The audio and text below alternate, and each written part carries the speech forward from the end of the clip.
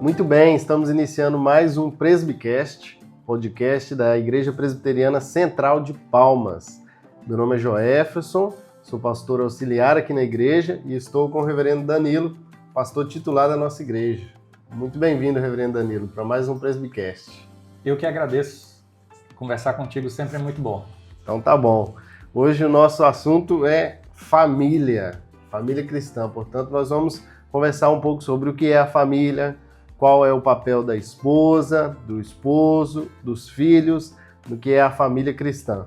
E eu quero começar com exatamente essa pergunta, reverendo Danilo. O que é uma família cristã? Vamos lá. Quando nós falamos sobre família cristã, alguns podem até questionar a expressão, né? Porque, às vezes, nós temos um conceito, que é um conceito bíblico, de família, que deve ser aplicado em todos os contextos. Vou exemplificar com uma outra questão. Existe uma música cristã, uma roupa cristã, mas música é música, roupa é roupa. E sempre deveria ser chamado, então, como música, roupa, e não uma subdivisão como uma nova categoria diferenciando das outras. Então a ideia é essa. Algumas pessoas poderiam falar, como é que deve funcionar uma família? Sempre de acordo com os preceitos bíblicos. Mas porque o mundo acaba trazendo conceitos errôneos, diferentes, dividindo aquilo que não deveria ser dividido, então existem essas nomenclaturas que vêm associadas às realidades para poder facilitar a explicação daquela realidade específica, no nosso caso família, né? Então nós dizemos o seguinte, primeiro falando sobre família e depois associando a expressão cristã. A família ela deve ser funcional, ela deve funcionar dentro do propósito dela, propósito esse estabelecido pelo próprio Senhor Deus. Um pai, uma mãe, os filhos, o núcleo familiar, base. Então, cada um com seus papéis e cada um vivendo dentro do propósito e o objetivo estabelecido pelo Senhor Deus. Então, assim deveria ser com todas as famílias da terra. Porém, por causa do pecado, por causa de várias deficiências, então, nós temos o cristianismo porque entendemos assim, a fé cristã é a fé correta. Então, o cristianismo como o ajustador das famílias. Então, uma família cristã, respondendo diretamente, é uma família ajustada segundo as Escrituras, segundo os padrões de Cristo, onde cada um, dentro da relação familiar, vive de acordo com a palavra de Cristo. E uma família cristã, ela é composta inicialmente por um homem e uma mulher que dá origem, então, aos filhos. Então, a família cristã é composta de pessoas que servem a Cristo e vivem de acordo com os padrões de Cristo. Então, a família cristã é a família ideal, como Deus planejou que deveriam ser as famílias. Composta, então, desses membros. Sim, perfeita a sua avaliação. Até dentro do que eu falei, pensando na seguinte realidade.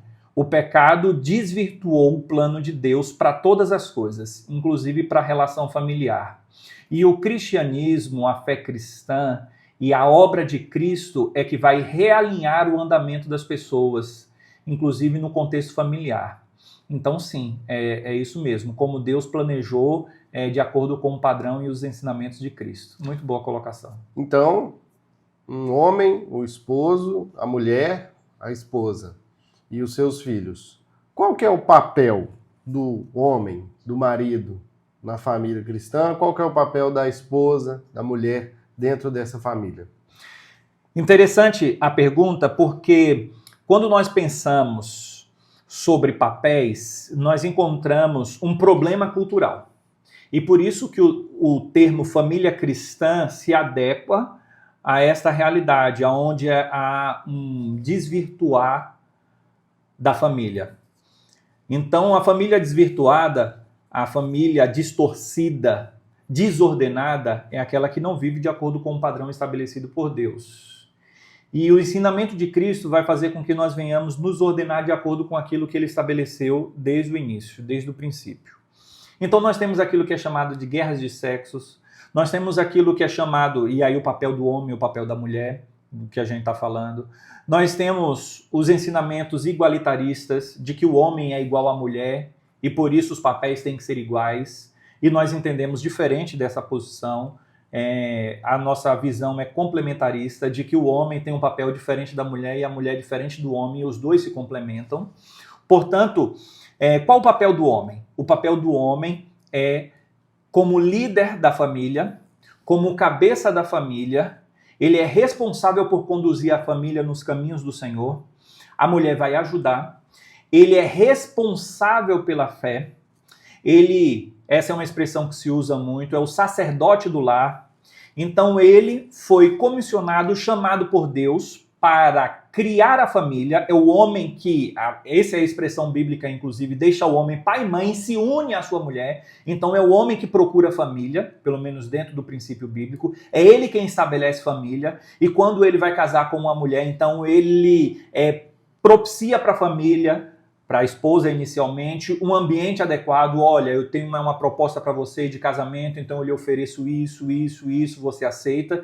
Então ele propicia o casamento, uma liderança e dá segurança para a família. Então esse é o papel do homem, né? Prover, ser provedor, ser o cuidador, ser o protetor, um ambiente onde haja um bem-estar. E a mulher vai auxiliá-lo nessa missão. E ela vai ter um papel diferenciado também do homem com os filhos. Em que sentido? A mulher gera a criança. Então perceba que é uma questão, inclusive, estrutural, de estrutura da criação. Homem não gera criança. Então a mulher tem um vínculo maior com os filhos. Através até da amamentação, através da geração. Então, a mulher tem esse papel mais do cuidado com as crianças, muito mais do que com o homem. Então, isso não significa que o homem não vai cuidar do filho. Vai cuidar do filho, mas ele vai prover, ele vai ser um referencial para a família.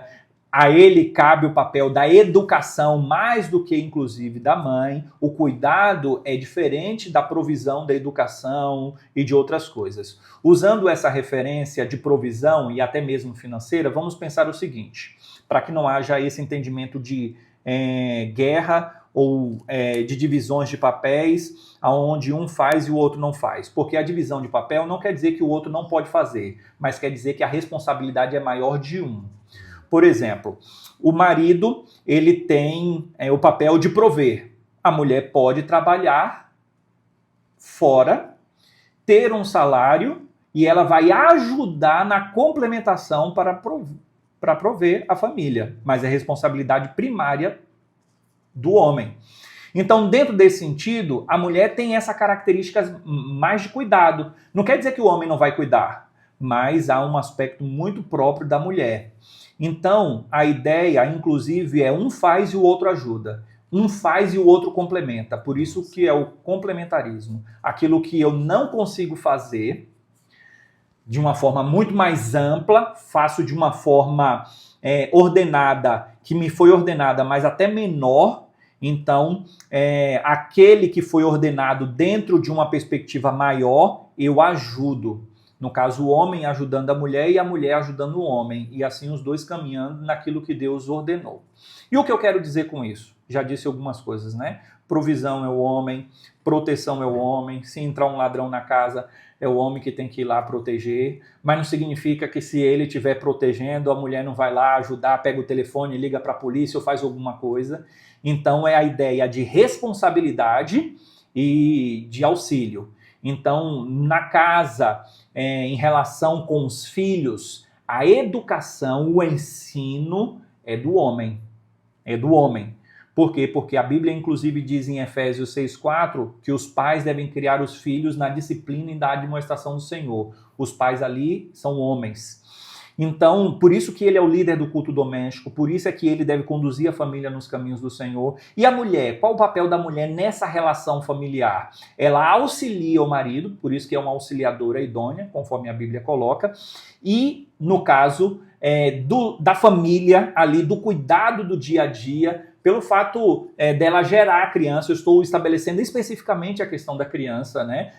De estar ali no dia a dia, acompanhando. Então, o homem acaba saindo para trabalhar, e isso é obrigação dele. A mulher pode ajudar, mas não é obrigação dela. E então ela pode passar um tempo maior com os filhos, e o pai, então, quando estiver em casa, ele vai ensinar, vai conduzir toda a família nos caminhos do Senhor. Então não é um faz mais do que o outro. Cada um faz dentro dos seus papéis. Então existe o papel do homem e o papel da mulher na família cristã. Então, o senhor falou aí sobre complementarismo.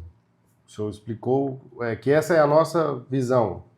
A visão mais próxima da teologia reformada, mais próxima da Bíblia. E essa outra visão que o senhor disse, igualitarismo. O que seria o igualitarismo dentro da situação da família, então? É a visão de que o homem é igual à mulher. E, em certo sentido, é. Como, por exemplo, os dois são seres humanos. Mas não tem a mesma função, porque o homem não é igual à mulher. Já começa pelo sexo, que é diferente. Então, sexo diferente, papéis diferentes. E por causa principalmente do feminismo, que veio com uma ideia de papéis iguais, direitos iguais e tudo mais, baseia-se então nesse pensamento. Nós somos iguais, então nós temos as mesmas funções, nós temos as mesmas obrigações e por aí afora vai. Então esse igualitarismo procura nivelar da mesma forma, e aí há briga, sempre vai haver briga, sempre confusão, e essa questão de independência. Porque se há papéis iguais, se eu sou igual, então eu não preciso do outro. E é isso que inclusive o feminismo ensina, a mulher não precisa do homem.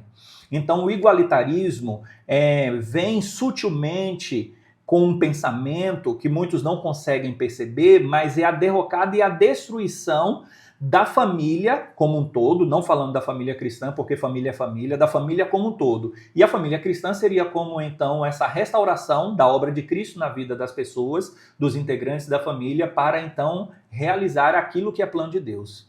Então, quando Deus deu a ordem para Adão, deu ordem especificamente para ele. Ele era o responsável. E quando deu a ordem para a mulher, foi especificamente para a mulher, não para os dois. Entendi. A mesma ordem. Entendi.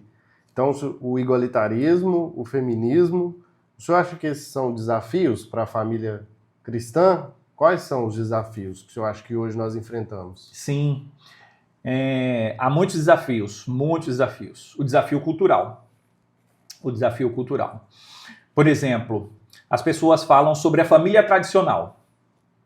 Quando elas falam isso, até a expressão, muitos cristãos acabam usando, mas até os cristãos que usam essa expressão poderiam usar outra melhor. Eu entendo o que eles querem dizer. Mas não é a família tradicional, é a família natural. Uhum. Deus estabeleceu dentro da natureza, dentro das ordens, exatamente o funcionamento. Quando fala sobre a família tradicional, é como ela funcionou de acordo com a tradição, de acordo com uma convenção social. E não foi uma convenção social, foi um estabelecimento de Deus desde a ordem da criação.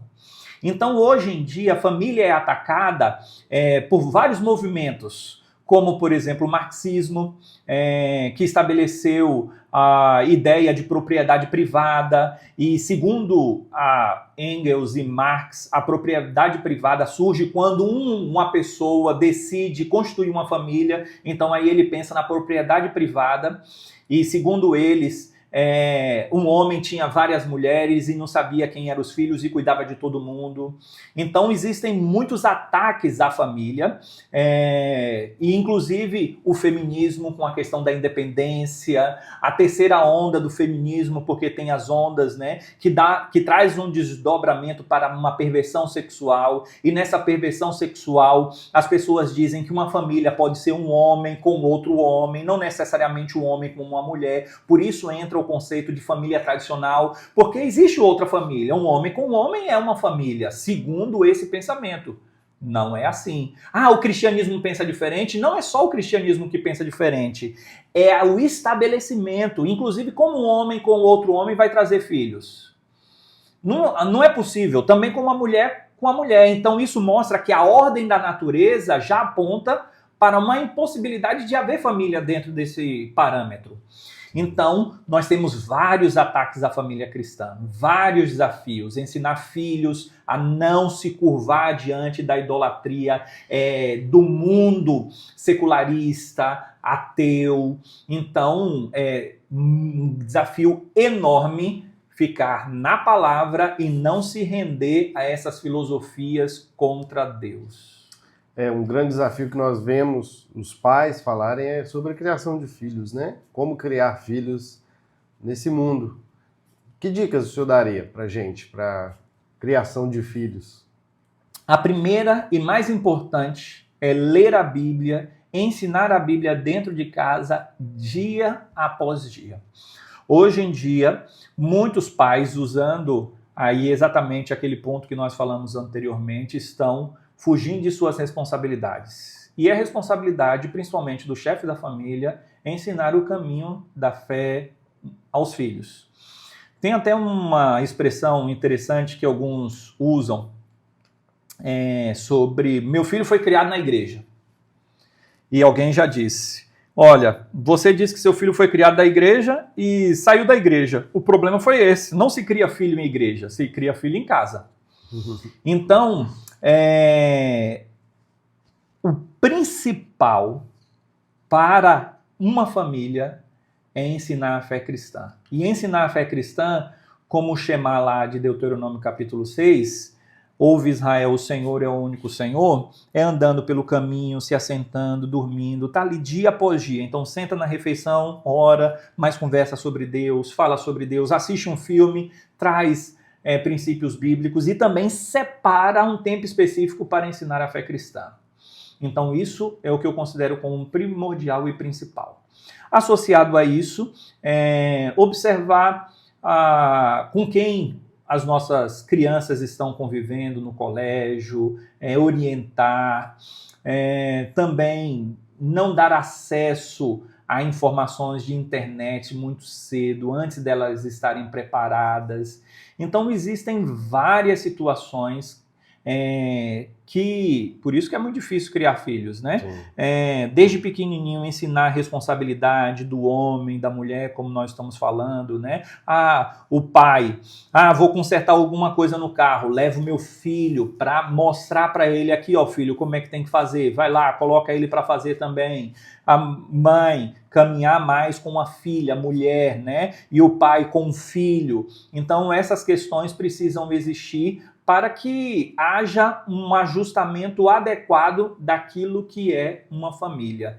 E ensinar os filhos é árduo, porque é constante, eles não aprendem facilmente, porque são crianças, não é porque não tem capacidade de aprender, não. É porque ainda estão em processo de desenvolvimento. A gente ensina, não aprende, ensina, não aprende, ensina, não aprende. Até acha que nunca vai aprender, mas um dia a gente percebe, olha, aprendeu, porque as coisas vão entrando e sendo massificadas. Então é algo constante e desafiador, mas conquanto é algo maravilhoso. Sim, acho que uma palavra-chave que o senhor usou foi responsabilidade, né?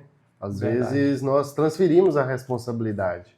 E com a criança é muito fácil fazer isso, né? Transferimos a responsabilidade para a escola, até mesmo para a igreja. Transferir a responsabilidade para a igreja, criar o meu filho, ensinar a Bíblia para o meu filho. Às vezes transferimos a responsabilidade para o celular, para distraí-lo. Então, realmente, é um grande desafio criar uma criança nesse mundo. Sua palavra foi maravilhosa. Vamos pensar aqui naquele ponto que eu falei sobre culto doméstico. Muitos dão a responsabilidade para o pastor ou para o professor de escola bíblica dominical. Quem vai ensinar a Bíblia para o meu filho é a igreja. Não é a igreja. A igreja vai ajudar. A responsabilidade não é da igreja. A responsabilidade é dos pais. Perfeito, é isso mesmo. E se tiver, assim, caminhando aí para o final do nosso podcast hoje, se tiver uma família que reconheceu que não é uma família cristã, através de todos esses dados que o senhor deu, todas essas características de uma família cristã, se tiver essa família que está nos ouvindo, nos assistindo, que dicas o senhor daria, então, para essas famílias se tornar uma família cristã? O que eu posso fazer para que a minha família, minha esposa, ou marido, ou criança, toda a família seja uma família cristã? Muito bem. Até para você que é cristão, serve a Deus, frequenta uma igreja, ou até frequenta a nossa igreja. Você tem, inclusive, a oportunidade de mandar, principalmente essa parte, né, para alguém que não serve a Deus, para uma família desajustada, para aprender um pouco em cima do que nós falamos aqui, mais especificamente em cima dessa pergunta que o pastor Joefferson acabou de fazer. A primeira questão é buscar a Deus no contexto familiar. Mas aí alguém pode dizer, mas eu não tenho nenhuma noção de Deus, porque eu não sou uma família cristã. E aí vem então mais uma dica: procure uma igreja genuinamente cristã e evangélica e diga para o líder daquela igreja, para o pastor: olha, pastor, eu quero conhecer mais a fé cristã, eu quero conduzir a minha família na fé cristã, o que é que eu posso fazer? E aí ele vai então orientar. Vai falar: olha, eu vou lhe ajudar aqui, vamos sentar, vamos conversar. Então tem que ser algo bem pessoal. E tem que ser, além de algo pessoal, algo bem concreto. Não abstrato, com ideias, que fica só na vontade. Não se coloca em prática. Então a pessoa precisa, em primeiro lugar, levar Cristo para dentro do lar. Se ela não tem Cristo dentro do lar dela, quem pode ajudar? A igreja local. Ele precisa, na igreja local, ter pessoas que possam ajudá-lo ali dentro do lar. E, por fim, perseverar nessa jornada. Precisa perseverar nessa jornada. Através de ensinamento da palavra de Deus, como Deus diz que nós devemos viver dentro de um lar, entendendo os papéis, amando a família e, então, vivendo de acordo com o estabelecimento de Deus. Então, nós temos aqui, de uma forma bem prática, como alcançar isso. Vivendo Cristo no lar, uma família jamais será cristã se Cristo não estiver dentro do lar. Se ele tem dificuldades de trazer Cristo para o lar, peça ajuda. A igreja é exatamente isso, uma comunidade. Ainda que não seja a responsabilidade da igreja, é a responsabilidade do chefe da família. Na ausência dele, a mulher pode fazer, não tem problema nenhum. Na omissão dele, a mulher pode fazer também, é responsabilidade dele. Mas já que ele não faz, então ninguém faz? Não, ela vai fazer. E aí, neste caso, a igreja vai auxiliar e ajudar. É difícil, mas precisa haver perseverança nessa jornada. Porque se o mundo está terrível da forma como está, poderia estar bem pior. Só não estar bem pior por causa dos cristãos e por causa da família cristã. Eu já ouvi alguém dizer também, né? Às vezes nos perguntam como você tem coragem de ter filhos num mundo tão mal assim, né? E a resposta é exatamente: não, devemos ter filhos exatamente por causa do estado desse mundo, para ter bons filhos, criar bons filhos na presença do Senhor. Reverendo Danilo, quero agradecer ao senhor por essa boa conversa hoje sobre a família cristã. Muito obrigado. Eu que agradeço. Como eu disse no início, sempre é bom conversar contigo. E a você que nos ouviu também, obrigado por participar. Esse foi mais um Presbicast, podcast aqui da Igreja Presbiteriana Central de Palmas. Até a próxima. Até a próxima.